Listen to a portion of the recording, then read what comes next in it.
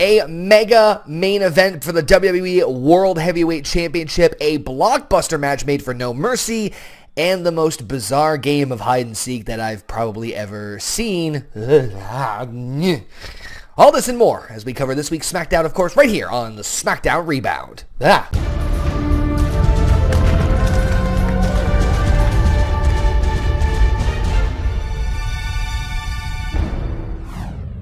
Hello everybody, my name is Connor, aka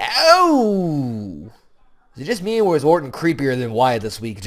I'm gonna not get him a mask for Halloween. KayFabe, and welcome back, ladies and gentlemen, to the Smackdown ReBound right here on OneWrestling.com, and of course, OneWrestling.com video YouTube channel. If you guys are new to the channel, make sure you hit that subscribe, like button, share the masses to the world, and of course, welcome back to the Smackdown ReBound, where we cover everything right here that pertains to SmackDown Live. I almost said it like Mario Ranallo. Almost. Very close, very close. SmackDown Live! Yeah, that's a little bit better.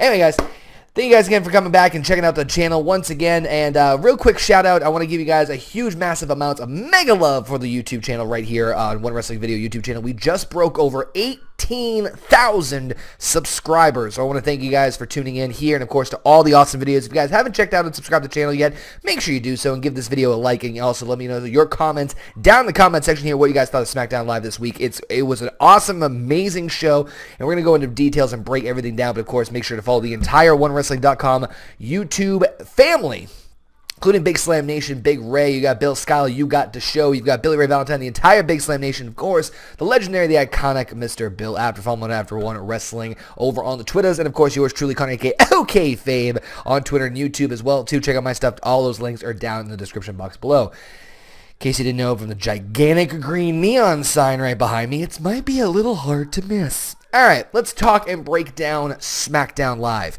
Throughout the entire course of the show, we had Bray Wyatt and Randy Orton playing mind games. I thought I was watching Saw, which is one of my favorite horror movies.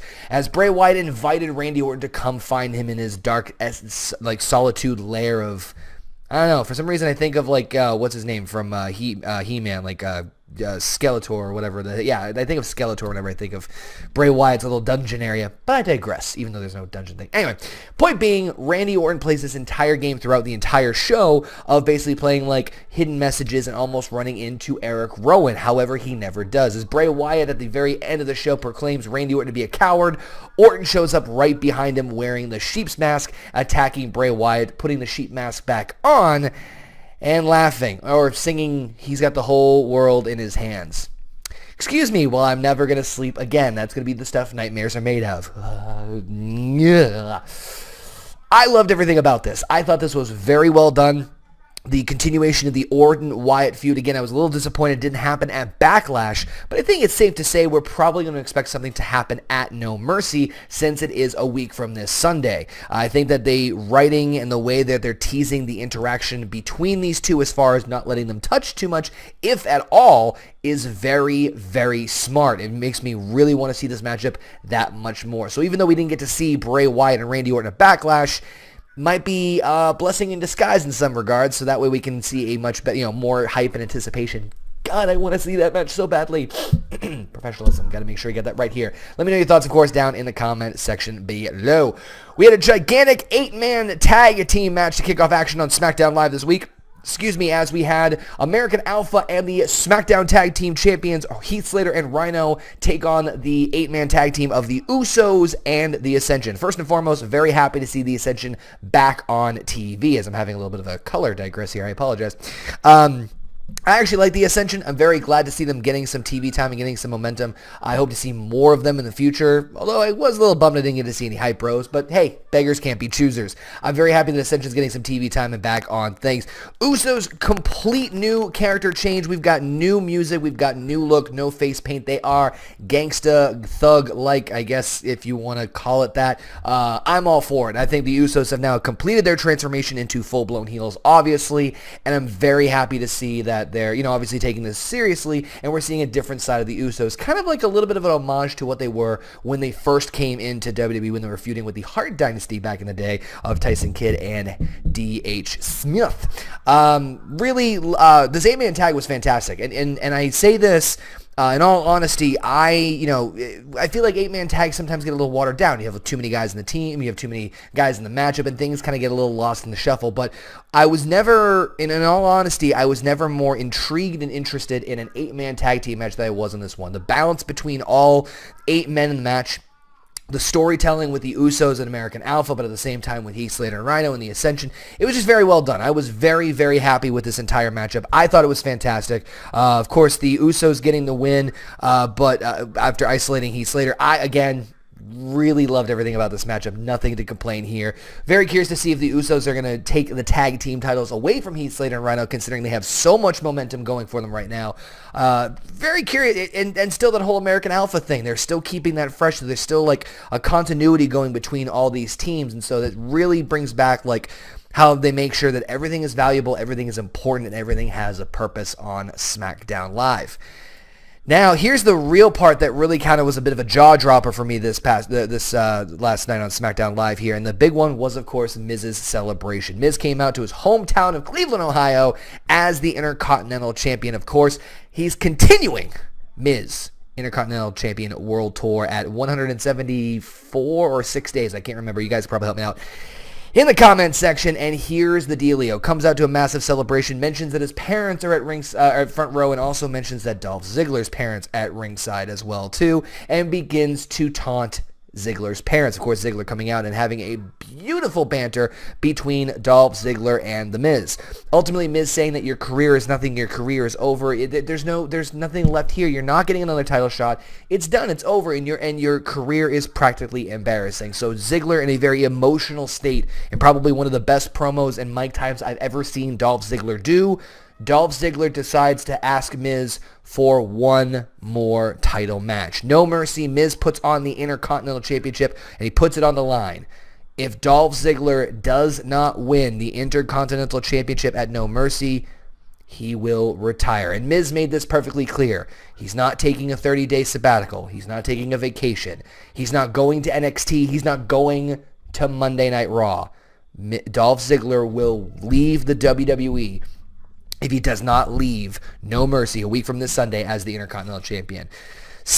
It's kind of a jaw-dropper, to be honest with you guys. I think it's no common secret that there was rumblings about Ziggler's contract as far as if he was staying, if he was going, what the situation was with Dolph Ziggler. And obviously, I think it's safe to say that Dolph Ziggler has not been in the same role that he has been in the company in the last couple of, even say the last year or so. And it stinks because I love Dolph Ziggler. I think he's a fantastic competitor, former world champion, Intercontinental U.S. Tag Team. He's done a lot. He has a great amount of success.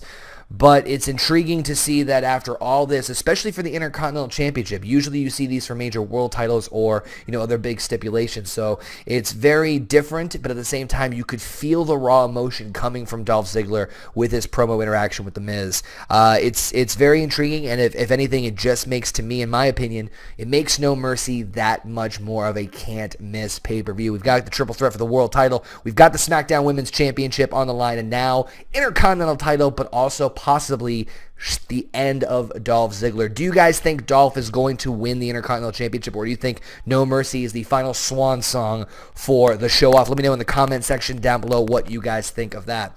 We did have a women's tag team match. We had Naomi and Nikki Bella against Carmella and Natalia. Fantastic women's tag team match. Again, giving the women time. I keep saying women's championship. Giving the women time on SmackDown Live. Another big thing that I really enjoyed about this particular one was, once again, they're feeding off of the feud between Nikki Bella and Carmella. Carmella getting the win over Nikki on this particular matchup, so the heels once again win. But my big thing is not having them touch, meaning Carmella and Nikki not having a one-on-one matchup. Keep in mind, folks, we have not seen Carmella and Nikki go one-on-one since Carmella attacked Nikki and started this whole thing, as far as I can call. I could be mistaken, but I'm pretty sure we have not seen them, at least on television or pay-per-view, one-on-one, which, again, going back to the Bray Wyatt-Randy Orton segment, is another great thing where they're able to interact with each other in different variations, in different ways, without getting boring, without getting stale, and makes you want to see that more. Again, it just proves to me, and this is just my own humble opinion, I believe SmackDown is doing a better job of utilizing time well and also building storylines, because you know that everything is having specific reason, specific moment, specific purpose. But again, that's just my humble opinion. I want to go know your guys' thoughts on that one. So I really loved the women's tag team matchup. And speaking of women on SmackDown, Becky Lynch unfortunately didn't have a matchup, but she was attacked by Alexa Bliss at the entrance ramp before anything could happen, which was very curious because I wanted to see who Becky Lynch was actually facing, but I guess c'est la vie, we will never see that except for at No Mercy. The main event of tonight's evening, of course, was the WWE World Heavyweight Championship match between AJ Styles and Dean Ambrose, with, of course, John Cena at ringside. There's not enough good things I can say about this one. I thought the psychology was fantastic, great action, gave them plenty of time, gave them about a 30-minute mark for the entire matchup. I thought the involvement of John Cena and in the whole thing was very clever. Essentially, AJ Styles getting knocked out ringside, hitting John Cena, who was at the commentary area, and then John Cena distracting the referee when Dean Ambrose had a pinfall attempt, and then Dean Ambrose attacking John Cena at commentary, thinking he almost screwed him out of the championship. And then on top of that, then John Cena once again getting involved. Ultimately, AJ retaining the championship, which I'll be honest with you, I was kind of expecting, considering they probably didn't want to change the setup for No Mercy a week from Sunday. And ultimately, John Cena getting in Dean Ambrose's face. John Cena ultimately cleaning house as he gives an AA to both Dean Ambrose and AJ Styles to close out the show. Guys, I got to be completely honest with you, and I know this is kind of probably a little biased in some regards, but I really enjoyed SmackDown this week. The 2-hour format to me is perfect. The 2-hour format to me is really well done. I really thoroughly enjoyed SmackDown this week. I was a big fan of the Bray Wyatt Randy Orton segment. I think they scattered it out very well. Again, reminded me a lot of the Saw movies, where you could feel the suspense and the intense and waiting for something to happen. You weren't sure what exactly was going to happen. But ultimately, seeing Randy Orton attack Bray Wyatt in his little dungeon area, kind of enjoyed that. I was kind of waiting for that moment where we're going to see somebody attack Bray Wyatt, where he's doing all these creepy, bizarre promos. Love the women's action. Again, the 8-man tag really surprised me. I didn't think I was going to be that interested in that matchup, but the 8 guys involved really got me intrigued with that one. The Intercontinental title match, again, very shocked, very surprised, and go back and watch Dolph Ziggler's promo that he gave to The Miz in the ring during that segment. You could see in his eyes the emotion and just the raw feeling that he had there, and so that was really something that I thoroughly enjoyed as well too. And the main event speak for itself. Again, SmackDown, in my opinion, once again killing it on Tuesday nights. But again, guys, this is just my opinion. I want to hear your guys' thoughts. What did you guys think of SmackDown Live this week? What was your favorite part? What was your favorite segment? What did you guys think of the show overall? And also, what are you guys looking forward to for No Mercy? Thoughts on the Intercontinental title, Ziggler putting his career on the line, and who's walking out as champion? Let me know your thoughts, guys, down in the comment section here below. Again, hit me up over on the Twitter at OKayFabe. And of course, check out my YouTube channel, youtube.com/OKayFabe. And don't forget to spread the love and spread the wealth to everyone here at OneWrestling.com and OneWrestling.com video, the entire family from One Wrestling. All their links are down in the description box below. Big Slam Nation, Big Ray, Bill Skyler, of course, the legendary, the iconic Mr. Bill Apter himself. Thank you guys again for watching. Appreciate all the continued love and support. Subscribe, like, share. You guys know the shtick by now. Thank you guys again for watching. Appreciate the continued love and support. And to quote the legendary Bill Apter, we will see you at the matches.